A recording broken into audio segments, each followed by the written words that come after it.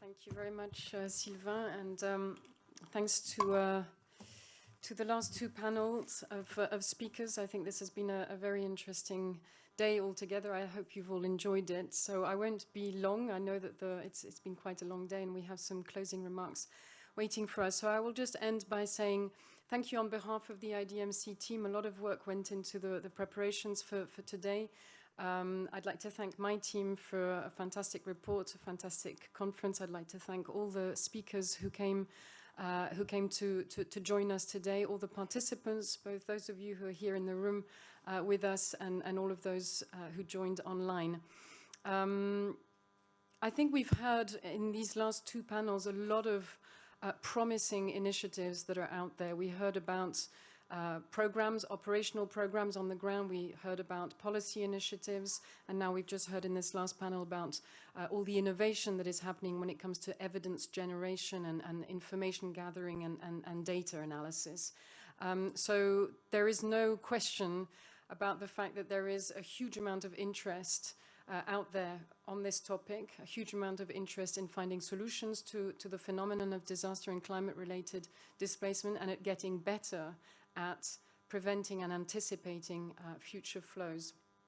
At the same time, I think what these panels have also shown is that there is no one-size-fits-all. I don't think there's a single initiative that was presented that offers solutions to all the problems that we've outlined. We're talking about a very complex set of issues at hand, very complex phenomenon, and I think the fact that there is no one-size-fits-all is testimony to that complexity. I think it also shows that while there is no one-size-fits-all approach, there's also a clear need, and critically, for context-specific approaches as much as possible, and a need for a more systematic documentation of what works in different types of contexts so that we can be better at scaling, replicating, and testing them out across different scenarios.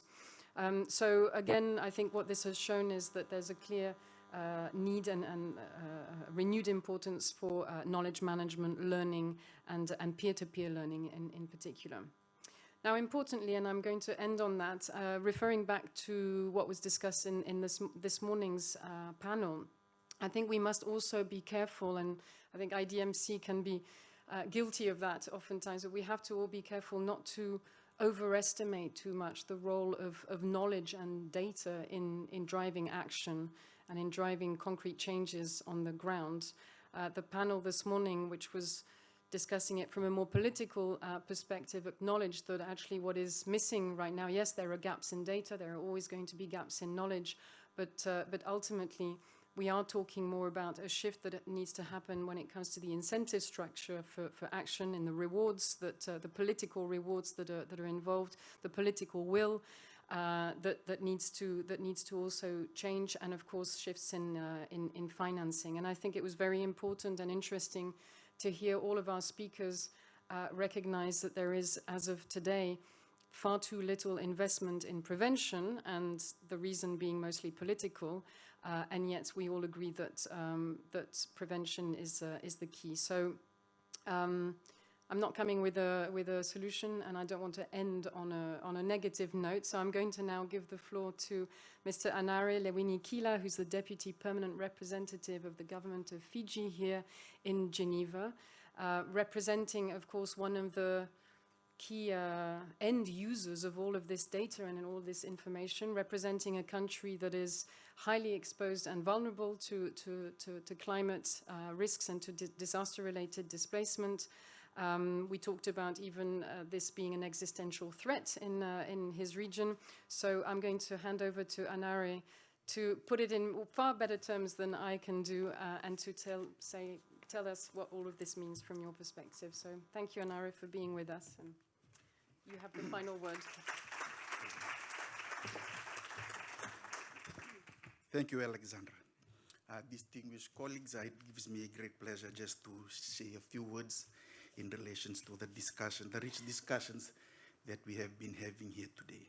For us, the effects of climate change can not be ignored in today's discussions on internal displacement, given that the world that we live in may not be the same in 10 years. Not only will disasters become more frequent and severe, but most importantly, we will start to see disasters and events occurring outside of our normal tropical cyclone season due to climate variability, and this would be the case for most other parts of the world.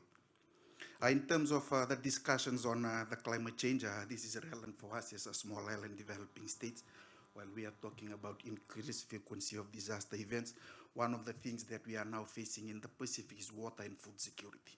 That is totally apart from disasters, but it's just due to the growing effects of climate change, warming of the seas, and also in terms of looking at the ocean biodiversity that we have. So for us, food security and water security is becoming a challenge, especially for our small atolls and low-lying islands in the region. As rightly pointed out in the conference, addressing displacement is a fundamentally a development issue. This is an interesting perspective because for us, increased frequency of disaster events will mean the cycle of recovery and reconstruction will continue and can wipe out development gains and the attainment of the Sustainable Development Goals. Increase in intensity of event means that recovery will be prolonged, poverty and inequality will persist, and that disaster displacement will continue to grow in our part of the world. Incorporating IDP solutions into development programming needs to be part of the political process in financing solutions at the national level. I think the ADB noted that government faces competing priorities to incorporate into its development finance programming.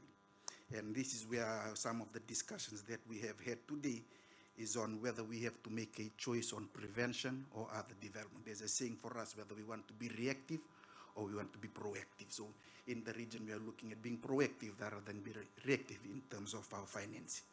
And to better reflect IDB priorities in development financing programming for the consideration of financial institution, and that has also been raised, is the need to have better data and projections, and I think the presentations this afternoon touched on that. And in terms of looking at formulating evidence-based policies and also for financing. However, the latest report that we have seen in the Asia Pacific provides some insights on the current knowledge gap and data gaps.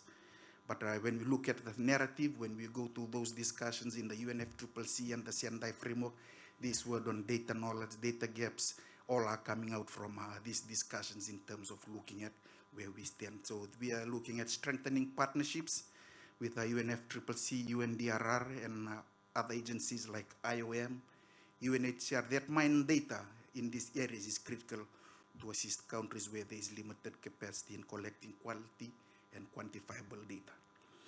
Today is about sharing good practices and experience. I think the presenters this afternoon touched on Fiji, but to look at the work of IDMC in our region, we have a small project there that is being implemented by IDMC and with partners like PDD.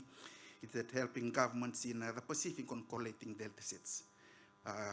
For us, in our context, internally displaced person is a very different category of people when we're looking at the affected population in any disaster event. We only collect data relating to the affected population during an emergency. So when the emergency period stops, we stop collecting data also. So the project with IDMC is assisting us in broadening our understanding on our IDP and how we can go beyond humanitarian phase to understand and address the protected nature of IDP. That is something that Mr. Robert Piper, the special advisor, touched on in the opening plenary, on the need to track the movement of families that have been subjected to protected displacement and to better understand chronic vulnerability. This is important in enhancing our understanding as practitioners on the level of severity and the various conditions that a displaced person faced and must endure. And just finally, we've heard from a plethora of organizations and experts, and it's clear that political will and good governance is critical in the pursuance of durable solutions.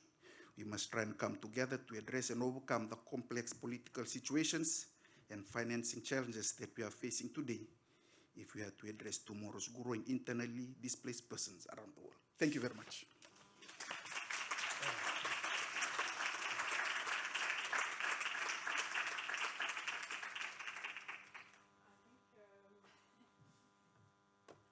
I wasn't going to come back, but those were great words from Anare, so I'm now going to officially close this day. Thank you all very much again. Please join us for a few drinks out here. Thank you. Goodbye.